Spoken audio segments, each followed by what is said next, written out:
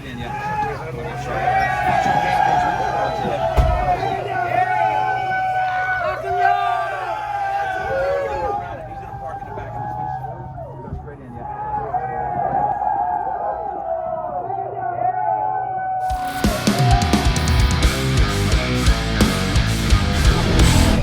Really a pleasure to meet you. You've been one of my heroes for a long time. And I've been listening to you since I've been got into high school. It means a lot. Hey, very nice guy. How are you doing, man? I'm doing good, man. Excellent. Thank you. I'm excited to see you guys tomorrow. I'm really excited for Kiko, James. All right, so another concert in Bristol. Here it is. Here we go, sound check times. Hey Mike, how are you? Hey, Kiko, what's up, man? How you doing? There you go, buddy. It's mine. Yeah. Thank you. Let's see.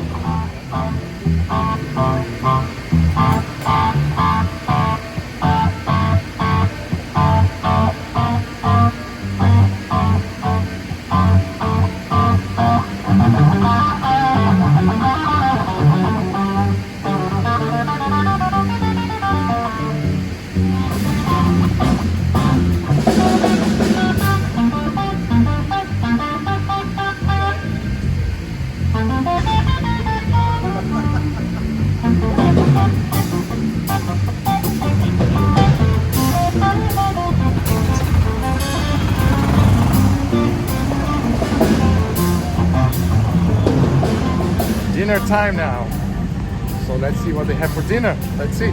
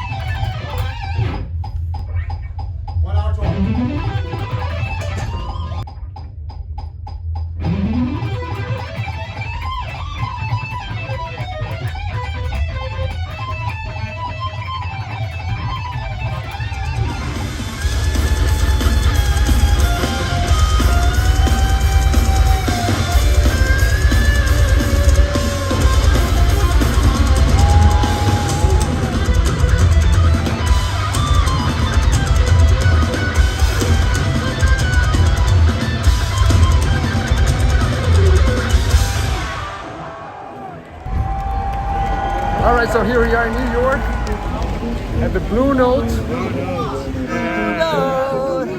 Want some Arturo Sandoval.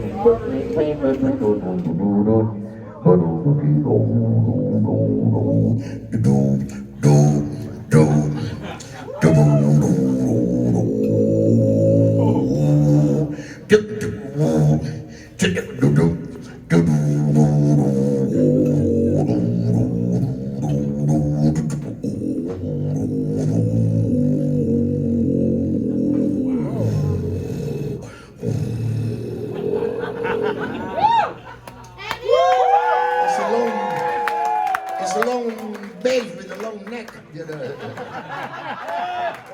Yeah.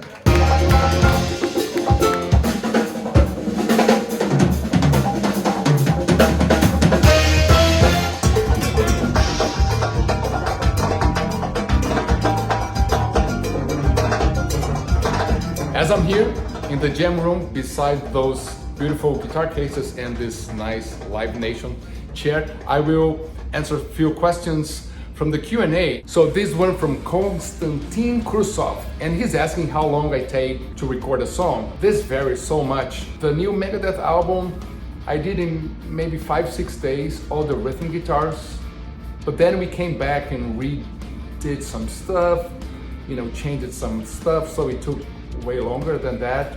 Majority of the parts I did in 5-6 days, full days, right? Basically replaying the demos in a proper way with the proper sound and the new strings and all that.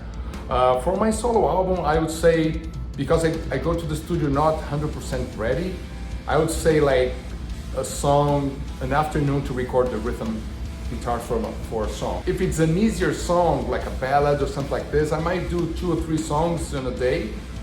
But the hard ones, I would say a whole afternoon to record only the rhythm guitars. Then I might come back and complete something and then put the overdubs and then of course all the solos, all the lead guitars.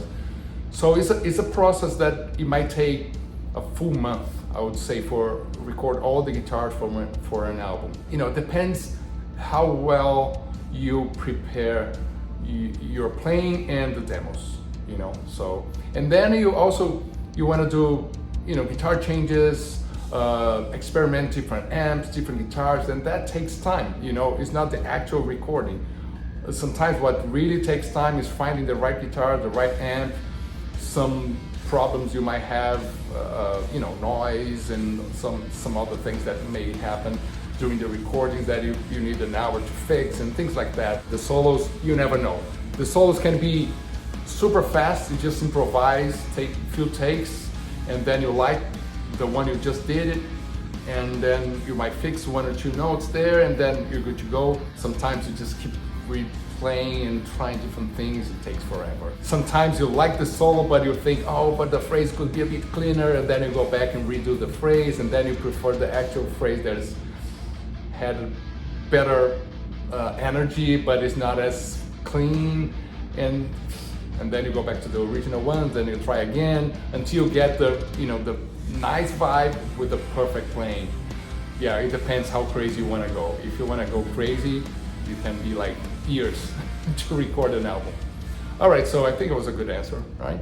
All right, so this one from Kamaboko, number 1, he's asking if the ideas that I create here in this beautiful jam room here is for my solo stuff or for Megadeth, and the answer is I don't know. The idea is just to, as I said already in those Q&As, you don't judge your idea. You just try to get new ideas, and later when you're listening, it's like, oh, this is very Megadeth. Oh, this is heavy. That would work for Megadeth. Oh, this is completely off. Is a whatever. Too fusion, too jazzy, and then you just label it in a different way, and then you might use for my solo albums, or you never use it. Just create, don't judge. Of course, here the ideas tend to be more towards Megadeth, you know, because that's the environment, right? As you noticed, you know. Let's get out, get some sun. So you never know. The ideas are, you know, just try to get this flow, and then record on your phone, on the laptop, and then you just judge later. Hey my friend, how are you? Good morning. So another question from RBL Spectra. He's asking, what do you think is your favorite solo in Megadeth? I don't know. I think Conquer or Die, right? Because it became a song. The first idea was to be like an introduction for another song, instrumental part as an introduction, and in the end became a song, and we've been playing this live. We're not playing now in this tour, but we've been playing a lot. So yeah, I believe Conquer or Die would be the one. Hey Dirk! Missed.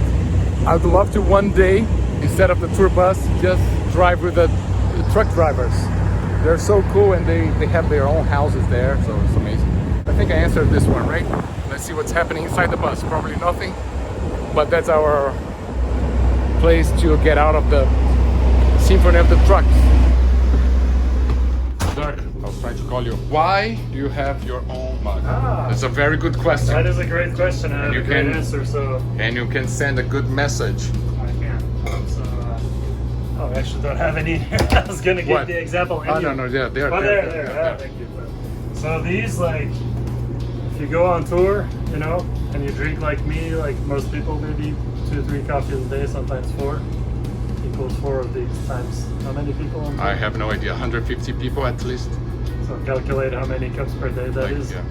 500. And plus the whatever 10,000 people. Yeah. Also, yeah, all the showgoers. But of course, you can't expect anybody to have one of these. But I decided to, you know, not pollute, and so I have to remember to carry this around.